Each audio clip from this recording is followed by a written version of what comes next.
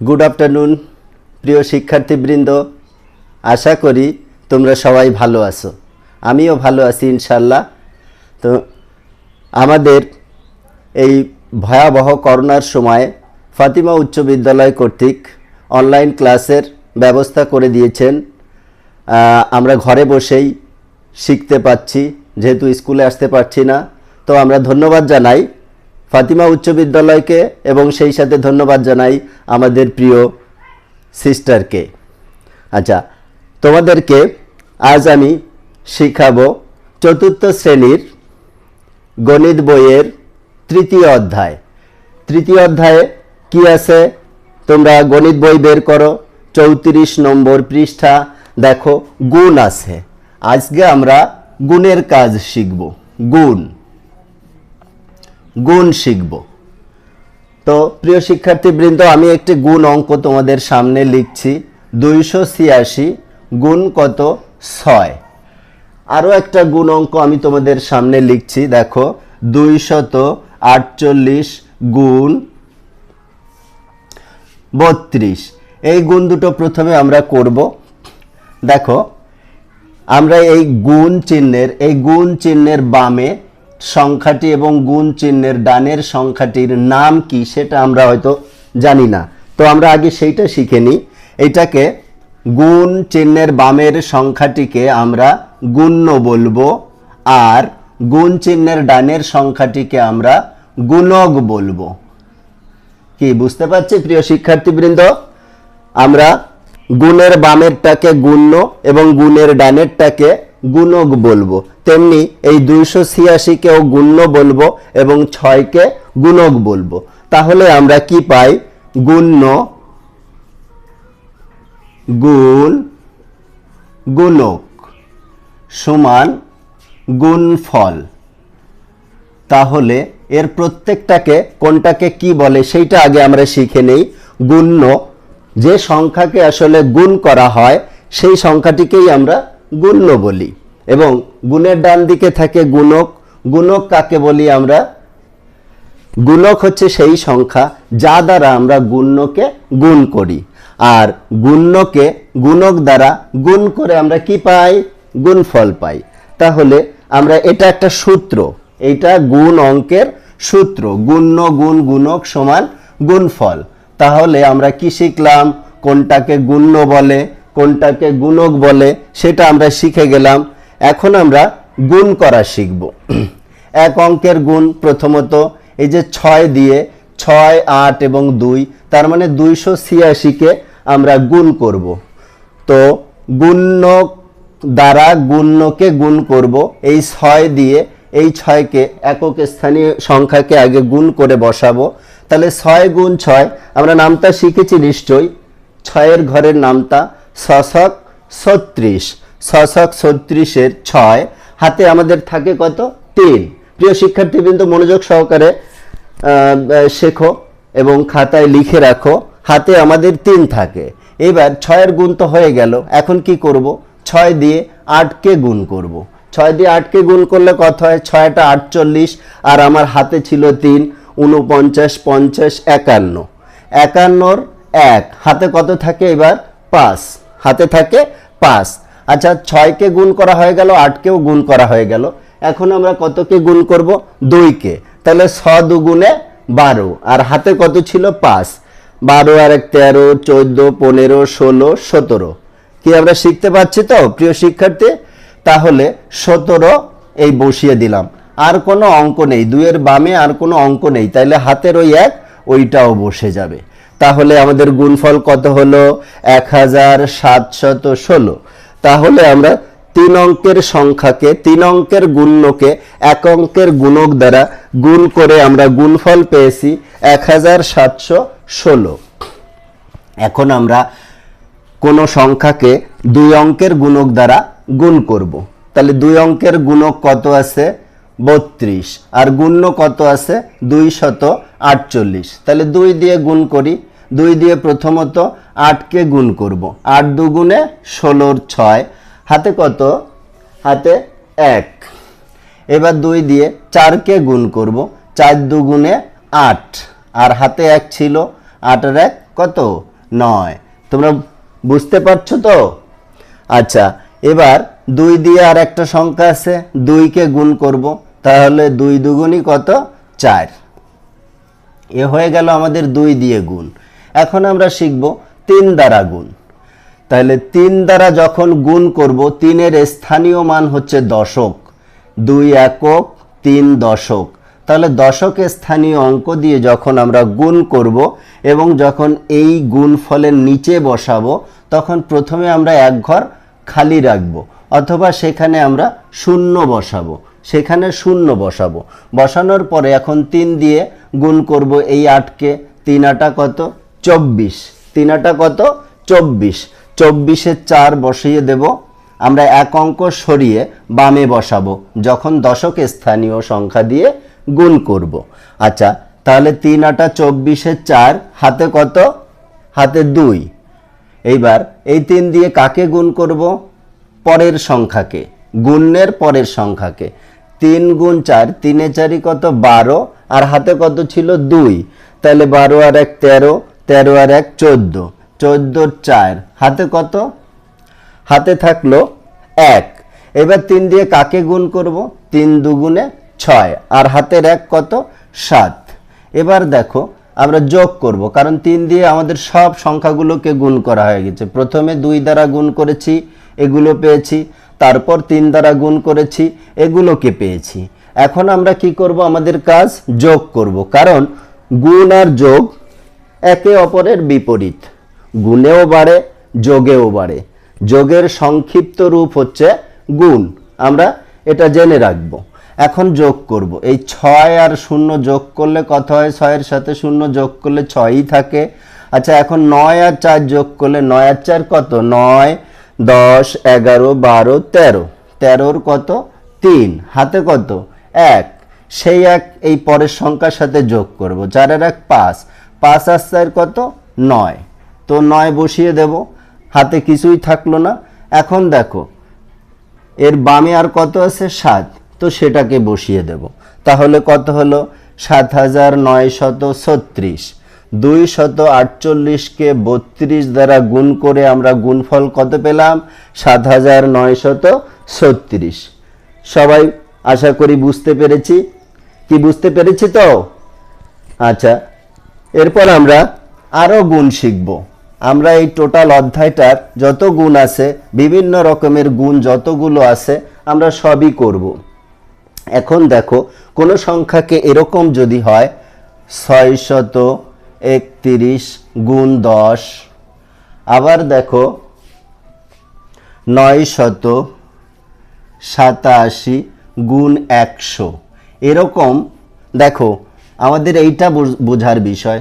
10 অথবা 100 অথবা 1000 অথবা 10,000 অথবা 1 লক্ষ, এরকম কিছু সংখ্যা যেখানে একের ডান দিকে শূন্য থাকে, একের ডান দিকে শূন্য থাকে, এরকম সংখ্যা দ্বারা যদি আমরা গুণ করতে চাই, তাহলে কি করব? মূলত আমরা শূন্য বাদ রেখে থাকে কত? 1। শূন্য বাদ রাখলে থাকে কত? 1। সেই 1 দিয়ে আমরা যাকেই গুণ করব উত্তর সেইটাই পাবো। কি শিক্ষার্থী, বুঝতে পেরেছো তোমরা সবাই? দেখো, শূন্য বাদ রেখে আমরা 1 দিয়ে গুণ করব, তাহলে 1কে 1 দিয়ে গুণ করলে 1 হয়। 1 দিয়ে 3কে গুণ করলে 3 অক্ষে 3 হয়। 1 দিয়ে 6কে গুণ করলে কত হয়? 6 অক্ষে 6। আর থাকে, তাহলে 1 দিয়ে আমাদের গুণ করা সম্পন্ন হয়েছে। এখন আমাদের একের ডান দিকে শূন্য ছিল, গুণফলে শুধু ওই শূন্যটা সবার ডান দিকে বসিয়ে দেব। তাহলে এখন 100 দ্বারা যখন গুণ করব, তো 100 মানে কি? একের ডান দিকে দুটো শূন্য আছে, একের ডান দিকে দুটো শূন্য আছে। মূলত আমরা গুণ করব 1 দিয়ে। প্রথমে দুটো অঙ্ক বসানোর মতো জায়গা রেখে আমরা বাম দিকে 1 দিয়ে গুণ করে সবগুলোকে বসাবো। 7 অক্ষে 7, 8 অক্ষে 8, 9 অক্ষে 9। এখন একের ডান দিকে যতগুলো শূন্য ছিল, সেই শূন্যগুলো ওই 1 দ্বারা গুণ করার পর যে ফল পেয়েছিলাম সেই ফলের ডান দিকে বসিয়ে দেব। তাহলে আমাদের গুণফল সাথে সাথে হয়ে যাবে। আমরা যত দ্রুত বসাবো 1 দিয়ে গুণ করে, এবং ডান দিকে একের ডান দিকে যতগুলো শূন্য থাকবে অতগুলো শূন্য বসাবো। তাহলে আমরা এভাবে যদি মনে করো 253 গুণ 1, তারপরে 3টা শূন্য 4টা শূন্য 10,000 দিয়ে গুণ করি, দেখো 1 মিনিটেই গুণ হয়ে যাবে। 3 অক্কে 3, 5 অক্কে 5, 2 অক্কে 2, আর একের ডান দিকে 4টা শূন্য ছিল। কত বড় গুণ আমরা একেবারে নিমিষেই করে ফেলতে পারবো। তো এটা হচ্ছে একের ডান দিকে যতগুলো শূন্য থাকবে ততগুলো 1 দিয়ে গুণ করে আমরা ততগুলো শূন্য ডান দিকে বসিয়ে দেব, আমাদের সহজে এই গুণটা হয়ে যাবে।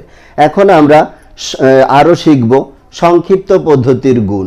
দেখো সহজ পদ্ধতির গুণ 1 2 0 1 2 3 0 গুণ কত? গুণ দেখো 400। এরকম গুণটা আমরা সহজ পদ্ধতিতে করব। সহজ পদ্ধতি কেমন? শূন্য বাদ দিলে থাকে কত? 123। এর শূন্য বাদ দিলে থাকে কত? 4। তাহলে এখন আমরা সহজ পদ্ধতিতে এরকম লিখতে পারি। এখন এই শূন্য বাদ দিয়ে লিখতে পারি। শূন্য বাদ দিলে হয় কত? 123 গুণ কত? 4। তো 4 দিয়ে কোনো জিনিসকে গুণ করা অনেক সহজ। 3 4 12, 2 হাতে কত? 1, 4 দুগুণে 8, আর হাতের 1 কত? 9, এরপর 4 অক্কে 4। এখন দেখো আমাদের গুণটা ছিল এই, অতএব 1230 গুণ কত? 400। আমরা বাদ দিয়েছিলাম কত? আমরা এইটুকু এবং এইটুকুর গুণফল পেয়েছি কত? 492। 492। আমরা এই শূন্য বাদ দিয়েছিলাম, এখানে একটা, এখানে দুটো। তাহলে 1টা 2টো 3টা শূন্য যদি আমরা এই গুণফলের ডান দিকে বসিয়ে দেই তাহলে আমাদের গুণফল হয়ে যাবে। এটা হচ্ছে সহজ পদ্ধতিতে, মানে শূন্যকে বাদ রেখে যে সংখ্যাগুলো আছে, সার্থক অঙ্কগুলো আছে, সার্থক অঙ্ক যেগুলোর নির্দিষ্ট মান আছে, সেই অঙ্কগুলোর গুণ করে বসানোর পরে যে শূন্যগুলো আমরা বাদ দিয়েছিলাম এখান থেকে, সেই শূন্যগুলো ডান দিকে বসিয়ে দিলেই আমাদের গুণফল হয়ে যাবে। এটাকে আমরা বলি সহজ পদ্ধতির গুণ। তো আশা করি তোমরা সবাই বুঝতে পেরেছ। তোমরা বারবার বাসাতে এগুলো অনুশীলন করবে। এখন আমরা একটা শূন্য স্থান পূরণের অঙ্ক করব। শূন্য স্থান পূরণের অঙ্ক করব। দেখো এই খালি ঘর দিলাম, আর এখানে পরে আছে 9, এর নিচেও খালি ঘর, তার নিচেও খালি ঘর। তাহলে কোনো অজানা সংখ্যাকে আমরা অজানা সংখ্যা দ্বারা গুণ করে কি পেতে পারি? এর নিচে আছে খালি ঘর, এখানে আছে 7, এখানে আছে খালি ঘর, তারপর দেখো এখানে আছে 0, তারপরে আছে এখানে আছে খালি ঘর, তারপরে আছে কত? 1, এখানেও খালি ঘর। এবার যোগ করার পর আমাদের এখানে আছে 3, তারপর এখানে আছে 4, তারপর আছে খালি ঘর, খালি ঘর। তাহলে এখন দেখো এই গুণগুলো কোন সংখ্যা দিয়ে একে গুণ করে আমরা এই খালি ঘরগুলো পূরণ করতে পারি। তো একটা সহজ নিয়ম আছে, দেখো আমাদের আগে গুণ্য গুণকের দিকে না তাকিয়ে আমাদের যোগফলের দিকে তাকাই। শূন্যের সাথে কত যোগ করলে 3 হয়, এখানেই কিন্তু উত্তর দেওয়া আছে। তাহলে এই খালি ঘরটাতে কত হবে? 3। এই খালি ঘরটাতে কত হবে? 3। এখন দেখো এই 7-এর সাথে কত যোগ করলে 14 হয়। আমরা সবাই জানি 7-এর সাথে 7 যোগ করলে 14 হয়। তাহলে এই খালি ঘরটা কত হবে? 7। এই খালি ঘরটা কত হবে? 7। আচ্ছা এখন আমরা একের সাথে কত, একের সাথে 7-এর সাথে 7 যোগ করে 14 হলো, 14 4 বসালাম, হাতে 1 ছিল, 1 আর 1 যোগ করলে 2 হয়। কিন্তু এখানে কত হইলে সেইটার সাথে 2 যোগ করে এখানে বসাবো সেটা এখন আমরা জানি না। তাহলে এখন পর্যন্ত আমাদের এই পর্যন্ত কৌশল কাজে লাগলো। এর পরের কৌশল আমরা অবশ্যই গুণ্য এবং গুণক দিয়ে শিখব। তাহলে দেখো 9কে আমাদের যেহেতু গুণফলে, দেখো গুণফলের একক স্থানে 3 আছে, তাহলে 9কে কোন সংখ্যা দিয়ে আমরা গুণ করলে একক স্থানে 3 পাই? আমরা 9-এর ঘরের নামটা পড়তে পারি।